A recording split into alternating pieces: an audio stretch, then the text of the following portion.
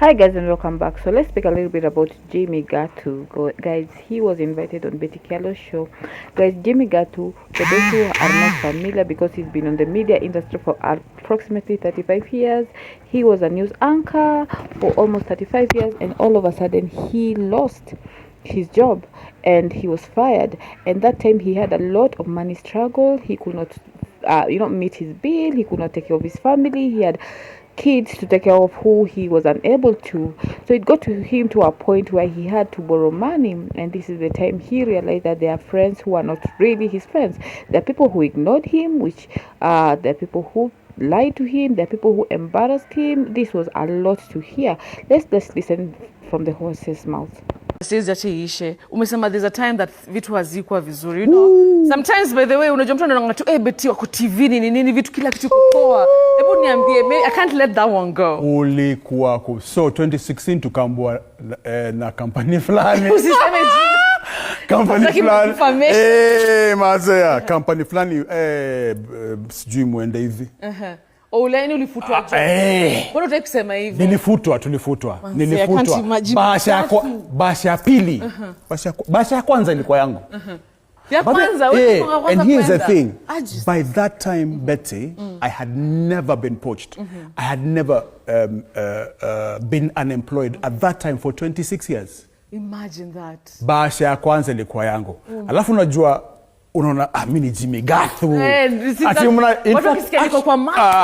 Actually the truth is nikishuka kwa sasa nilipigwa simu na TV station nyingine. Nikamwambia wacha ni nini ndavutia waya. Mimi ni Jimmy Gathu. Sister, hiyo simu haiko kuja tena. What? Sasa unaanza kupigia tu simu ni aje? Tunajua useme nilifutwa. Tunajua nilitoka kule. Hapa wanashow wanakuambia hapa hakuna kitu. Lakini nikisikia kitu nitakwambia. What's all hepa your friends experience that? Let me tell you. You see what jamaa ambassador wewe sema simu yake iliacha kupiga simu. Yes. It happens, Betty. It happens. And that's when unajua who your friends were. Wale watu muhimu ni nani? Wale watu walikuwa real na wewe ni nani. My phone stopped ringing. People changed, man. People who I paid debts for, I paid school fees for the kids. Vitu zingine mtu wangu anajua sasa. Kuna watu niliwajenga. Walikutoka. Unasema nini? Unasema In fact, it's so funny. Jana kuna mtu ananiambia, "Jimmy una mabese?" Nikafikiria nikasema sina. How do you not have friends? I don't. So walienda. Au kurudi hata vile uliomoka tena. Wacha nikwambie. In fact, I think we have it the hardest. Public figures who go down have it the hardest. Because then we become the joke. Nakwambia kuna beste yangu moja, nimemsote, amingia kwa gari yangu nilipokuwa fiti analia. Anso Jimmy mazee nafungiwa nyumba, nafanywa nini? Hiyo enzi. Nikamuomba thao. Vitu ziko down. So yani yako down. Yako down nimemjenga. Na kama nimekujenga na si deni, hiyo nini? Mimi sasa niko down, nikamrudisha thao. Nikutumia kama gani kambe? Betty, the next morning at 10 simu. Niaje bro? Ile thao? Nikamshoka nilikuwa deni. Akaniambia, hata kama utakopa. And for the next 30 minutes, I want Jimmy, wapi thao Betty? Mimi nimeshampata in excess of kama 300,000, 400,000 bob. Thao Betty every 30 minutes. So, akaniambia nikope. Nikakopa kwa beste mwingine beste. Unajua vile besa alifanya, mimi namtumia message. Sasa amekaa na boys session. Akaambia majamaa, angalia nani ananiomba thao. Bro. Thao. Si thao. $6,000. Thao. 1,000 shillings. Atebu check nani ananiomba thao. Nimpatie ama nisimpatie? What? So mimi naambia na besa akaambia, wewe unaiyo thao mtumie. Unajua Jimmy, mwanzo next time ukiomba usiombe niombe hivyo. Kuna watu walikuwa wazuri. But it was bad, Betty. It was bad. Yes. And the reason why I appreciate my children, wako wananivutia waya separately. Huyu number one ana watoto watatu anafanya waya. Inaanza na huyu ananivutia buda ni aje uko fiti. Number 1 ukisema nini? Firstborn. Uko fit ya. Alafu kuna number 2 ni huo ndio yani consistent. Anaweza nipiga simu kaa mara 20 per day. Bora nyaje paps ukoje paps hivyo ya. So hivyo alafu wa mwisho. Wa mwisho ni mtola lakini ana sauti ndogo. So on the ground. Otherwise Betty ningekula depression. Si uongo. Because unajua unaona Jimmy Gathu ako like umse akona do constantly. But it's good that you say. And then when they confirm you don't, unachekelewa mbaya.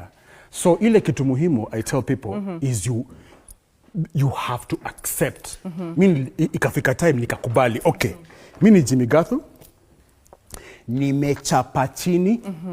Ulikubali. Nimekubali nimechapa chini. Na either niendelee kuchapa chini, either ni kuchapa chini ama ni baki hapo ama ni pande. Those 5 things. Once umefanya hiyo stage, kisha hakuna udakutisha. In fact, itafika time unaomba mtu unathao. Whatever that person says, it doesn't bother you. Whether unipatie, whether uende uone. Hiyo Betty. We don't care. Because you're on your way back up. Yeah. And look at you now. Look at you now. Chocolate Empire. Kwanza hebu tuone hiyo trailer. Because this particular interview has made a lot of people, relate to what is happening even right now. They're saying that a lot of people, of course, the economy right now is not doing well. And now there are a lot of friends who are not literally picking your calls. There are people who have distanced yourself because you are not doing well financially. And there was a lot of reactions. So I'm going to read for you at least 1 or 2 of the reaction, then we'll take it from there. Right, so Tom said, here story 1K is real. Have had him say it over and over again. Noma sana.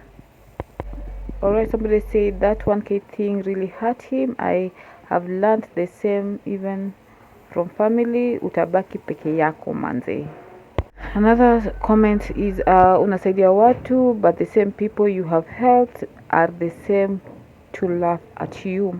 So basically you hear it out there, it's not so nice. So for me, I'd say just keep those people close to you, your family, especially your kids. They're the ones who are going to stand with you when things go haywire. None of these kids are going to leave you. But when it comes to friends, sometimes it is extremely, and if you find that friend who will stand with you when things go south, please keep that friend. That is what I have to say about this whole story, because I've seen one too many stories that whenever they go, bankrupt, even their immediate family, blood family, run away from them. Even if you have a spouse, sometimes they keep, they change. But your own kids, it's very hard to hear that your kids have turned their backs on you. So I think you need to keep the people. What my take home for this story is the people who are extremely close to you are probably your spouse, unless they change, and your immediate family, your kids, are the ones you need to keep close to you even when you're succeeding, because when you fall, they're the same people who will hold your hands. Another thing I've learned from this story: invest in your kids, invest in them, so that it's called the economy of numbers. When you are strong, your kids are strong. Even when you fall, your kid, one of them will hold your hand just when you're waking up. But if you don't invest in your kids, you invest in your friends, when things go haywire, they forget about you. But your kids, it's very rare to find them forgetting about you. So that is what is my take from all this story. I'd like to hear from yours. Otherwise, thank you so much for joining in. Up to this, don't forget to like, share, subscribe. As always, my name is Kiki for Kenya Ways. Goodbye for now.